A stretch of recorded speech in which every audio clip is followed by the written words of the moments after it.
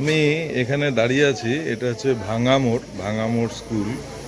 এইখানে একটা অদ্ভুত সমস্যা তৈরি হয়েছে। আমরা কখনো শঙ্কা বা সংশয়ে থাকি, বা এই যে ধাঁধার সেটার হয়তো নিরসন হয় না, যে বীজ আগে না গাছ আগে।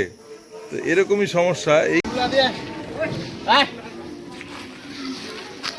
কাকা সব কোনো মিটিং করতেছেন, কিছু হয়েছে নাকি এখানে? কিছু হয়েছে এখানে? এখানে আর কি হয়েছে? এখানে তো ওই মিটিং নিয়েই গোবিন্দ বিষ্ণু মন্দির নিয়েই আলোচনা। ও, বিষ্ণু মন্দিরটা কোনখানে? হ্যাঁ, বিষ্ণু মন্দিরটা কোনখানে? এই যে পূবে। ঠিক আছে, চলেন ওখানে গিয়েই শুনি তাহলে কি হয়েছে। আচ্ছা, ঠিক আছে। হ্যাঁ হ্যাঁ হ্যাঁ, চলো। চলো রে, চলো। মানে এইটা কি, এইটা তৈরি হয় নাই নাকি, না ছিল পুরা?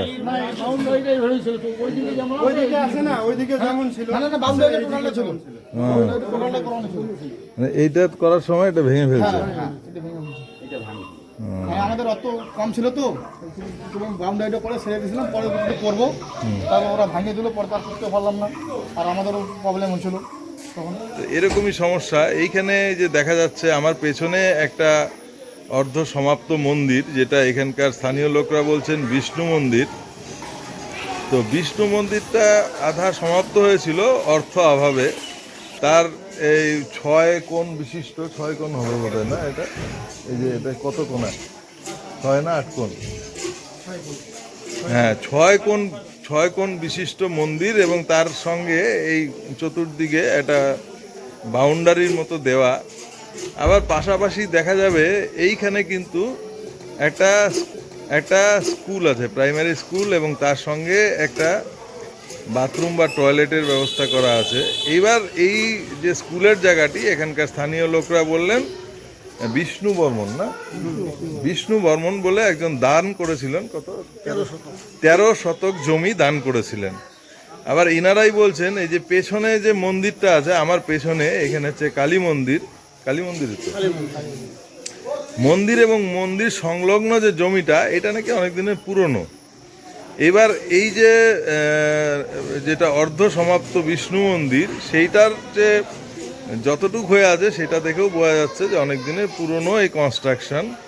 এবার এইটার কিছু অংশ ভেঙে এই যে বিদ্যালয়ের যে টয়লেট বা বাথরুম তৈরি করা হয়েছে। এবার একটা মন্দিরের পাশে কখনোই কোনো টয়লেট বাথরুম বা বর্জ্য নিষ্কাশনের জায়গা, সেটা শোভনীয় না, বা যারা ধর্মপ্রাণ মানুষ তারা কখনোই সেটা মেনে নিতে পারেন না। তো এই নিয়ে এখন অবধি কোনো বিবাদ তৈরি হয়নি, তবে এখানকার স্থানীয় মানুষরা চাচ্ছেন কোনো বিবাদ বিসংবাদ ছাড়াই জিনিসটা একটা সুস্থ সমাধান হোক। কারণ স্কুল পরিসরে আরও জায়গা আছে, সেখানে স্কুলের বাথরুমটাকে সরিয়ে নিয়ে যাওয়া হোক, এবং এই মন্দিরটা যেন ওনারা সেই ওনাদের ধার্মিক মানসিকতা বা ধার্মিক ভাব অনুসারেই যেইভাবে মন্দিরের এবং মন্দির সংলগ্ন জায়গাগুলো থাকে, সেইভাবেই যেন সেটাকে ওনারা করতে পারে। তো এই নিয়ে ওনারা এই স্কুল কর্তৃপক্ষ এবং তার ঊর্ধ্বতন কর্তৃপক্ষ, এসআই বা এখানকার বিডিও তাদেরকে জানিয়েছেন। এবার সেই অনুযায়ী ওনারা চান যে এটার একটা সুস্থ সমাধান হোক। পরেশ্বর বর্মন, গ্রাম ভাঙামোড়, আর বটতলা হলো আমার গোবিন্দ মন্দির।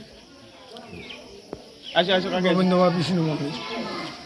হ্যাঁ, এটা দীর্ঘদিন থেকে এই মন্দিরটা আমরা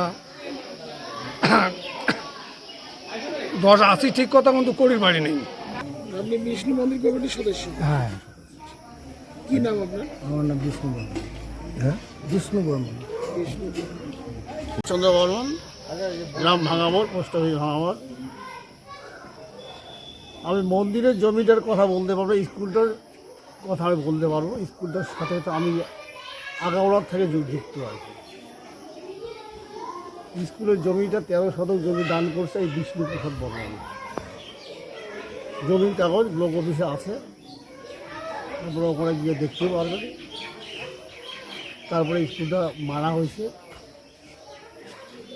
স্কুলটা যখন প্রথম প্ল্যান আসলো বিডিও অফিস থেকে, তখন প্ল্যানটা ছিল উত্তরে অফিস।